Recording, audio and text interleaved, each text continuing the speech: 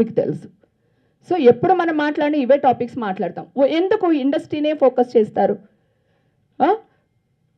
వందల మంది మన చుట్టూ ఉంటారు. ఇండస్ట్రీలో ఉన్న వాళ్ళు ఒక్కళ్ళే ఉంటారు. ఆ ఒక్కళ్ళ గురించి ఎందుకు వేస్తారు? ఒక సినిమాలో ఎవరో ఒక అమ్మాయి చేస్తుంది, లేక ఒక అబ్బాయి చేస్తారు. ఆ అబ్బాయి ఇండస్ట్రీ అమ్మాయి కాదండి. మేము మీ వాళ్ళమేనండి. మీరు లేకపోతే మేము లేము, మీ పబ్లిసిటీ లేకపోతే మేము లేము. అలాగే మా సినిమాలు మేము లేకపోతే కూడా మీకు ఇబ్బందే కదా అండి.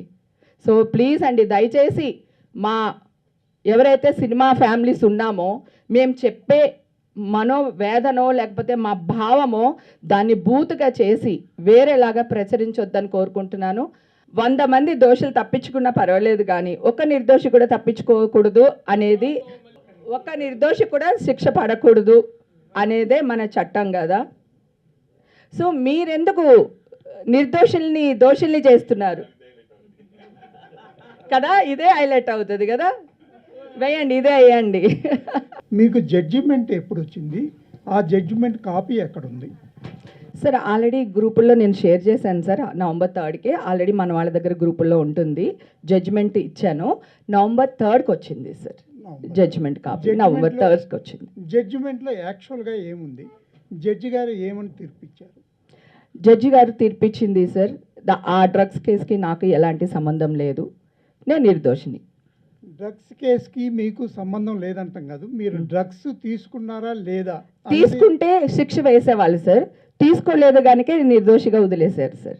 నిర్దోషిగా వదిలేయటం వేరు పరిస్థితులు. మీరు డ్రగ్స్ తీసుకున్నారా లేదా అన్న పాయింట్లో అది క్లారిటీగా తీసుకోలేదు అని పరీక్షలు, రక్త పరీక్షలు కానివ్వండి, ల్యాబ్ టెస్ట్స్ అవన్నీ వాటి ఆధారంగా వాళ్ళు చెప్తారు. అవునండి, వాటి ఆధారంగానే చెప్పారండి. ఆల్రెడీ నేను అప్పుడే ఆ జూన్ తర్వాత నేను కూడా టెస్ట్లు ఏదైతే ఉందో అది నేను పబ్లిక్గా పెట్టాను సార్. ఇదిగోండి నా టెస్ట్లు, మీరు ఎక్కడికి రమ్మన్నా వస్తాను, మీడియా వాళ్ళు మీరు టెస్టులు చేయించండి. నాకు కోర్టుది నమ్మొద్దు, చట్టాన్ని నమ్మొద్దు, నన్ను నమ్మొద్దు, శిక్ష అని నేను ఆల్రెడీ ఇచ్చాను సార్. మొత్తం బ్లడ్ రిపోర్ట్స్ కూడా నేను లైన్లో పెట్టాను సార్. అందరూ ఈ జడ్జిమెంట్ వచ్చిన తర్వాత మా అసోసియేషన్ రెస్పాన్స్ ఏంటి సార్? మా అసోసియేషన్ నా కార్డు ఫస్ట్ తీసేశారు సార్, కానీ 1 వీక్లో ఇచ్చేసారు సార్. జడ్జిమెంట్ రాకుండా మీరు ఎలా శిక్ష వేస్తారు అని చెప్పి నేను లెటర్ రాసి ఇచ్చాను సార్.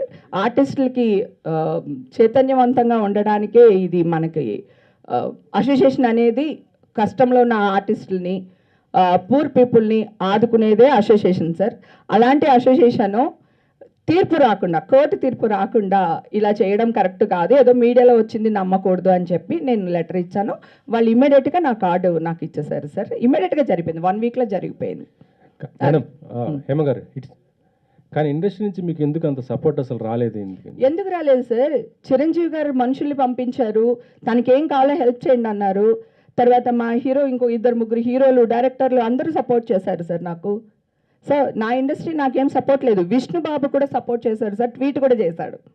తర్వాత అసోసియేషన్లో ఉంటారు కదా ఇంకా మిగతా వాళ్ళు, మనకి నచ్చినోడు ఉండొచ్చు, నచ్చనోడు ఉండొచ్చు కదా. సో అదేదో జరిగింది మిస్టేక్, కానీ ఇమ్మీడియట్గా సర్దుకున్నారు. ఇండస్ట్రీ సపోర్ట్ నాకు 101% వచ్చింది సార్. రాలేదనుకండి. చిరంజీవి గారు నాకు ఒక మంచి క్యారెక్టర్ ఇప్పుడు నెక్స్ట్ మూవీలు ఇస్తానని ప్రామిస్ కూడా చేశారు. ఆయన పర్సనల్గా రాకపోవచ్చు నా దగ్గరికి, ఆయన మనుషులతో కవర్ పెట్టారు. నేను ఈ ఇష్యూలో ఉన్నప్పుడు ఎవరి హెల్ప్ తీసుకోలేదండి, ఎవ్వరికి ఫోన్లు చేయలేదండి. ఎందుకంటే నేను నిర్దోషినని నాకు తెలుసు. ఫస్ట్ నుంచి ఇదే వాయిస్లో మాట్లాడుతున్నాను, ఇప్పుడు ఇదే వాయిస్లో ఉన్నాను. నేను డ్రగ్సే కాదండి, నేను పార్టీలకు వెళ్తాను, నేను తిరగనని చెప్పట్లేదు. నేను నా లైఫ్లో ఎంతో కష్టం చూశాను. ఇల్లు, కిచెను, షూటింగ్ తప్ప నాకేం తెలియదు.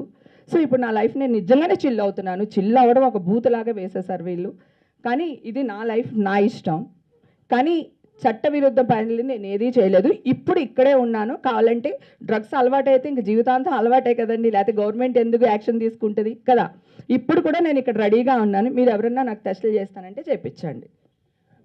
మీ పైన తప్పుడు ప్రచారం చేశారని మీరు చెప్పారు. వాళ్ళు ఇప్పుడు మీ మీద స్పందించట్లేదు అంటున్నారు కదా. అలా తప్పుడు ప్రచారం చేసిన వాళ్ళపైన మీరు లీగల్గా ఎందుకు యాక్షన్ తీసుకోలేకపోతుంది?